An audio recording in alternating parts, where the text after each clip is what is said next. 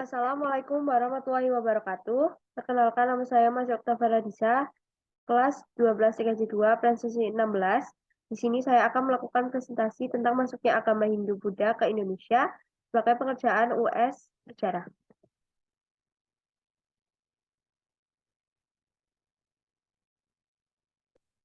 Jauh sebelum bangsa kolonial datang ke Nusantara, sudah ada orang-orang yang lebih dahulu sampai ke Nusantara.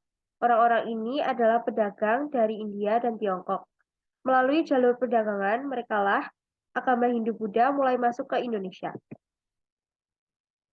Proses penyebaran agama Hindu-Buddha di Indonesia terbagi menjadi dua, yaitu masyarakat Nusantara berperan pasif dan masyarakat Nusantara berperan aktif. Yang pertama, teori masyarakat Nusantara berperan aktif. Teori yang pertama adalah teori arus balik. Teori arus balik ditemukan atau dikemukakan oleh F. D. Bosch. Teori ini berasumsi bahwa perkembangan ajaran Hindu-Buddha yang pesat di India kabarnya sampai terdengar sampai ke Nusantara, dan kemudian menarik minat para kaum terpelajar Nusantara untuk berguru ke India. Setelah mereka berguru dan pulang ke Nusantara, mereka mulai menyebarkan agama baru yang mereka pelajari di sana sebagai pemuka agama dan pendeta.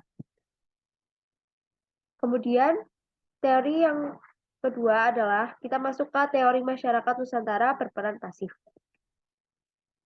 Yang pertama ada teori Waisya. Teori Waisya ini dikemukakan oleh N.J. Krom.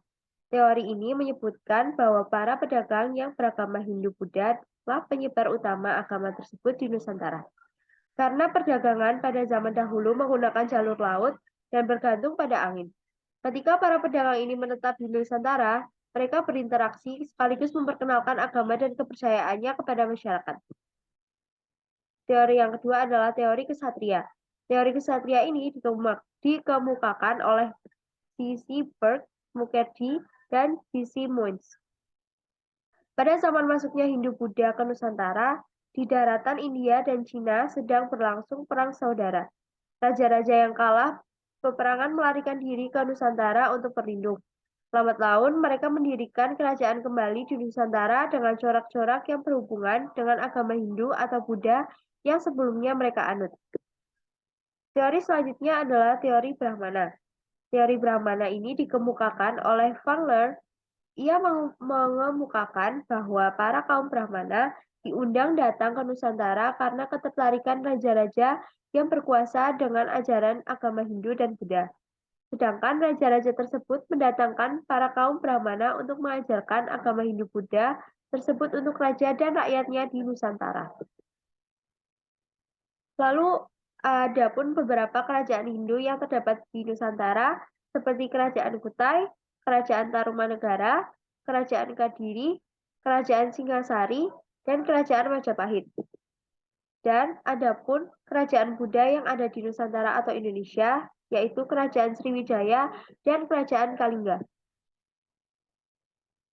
Sekian presentasi yang dapat saya sampaikan. Mohon maaf apabila ada kekurangan. Wassalamualaikum warahmatullahi wabarakatuh.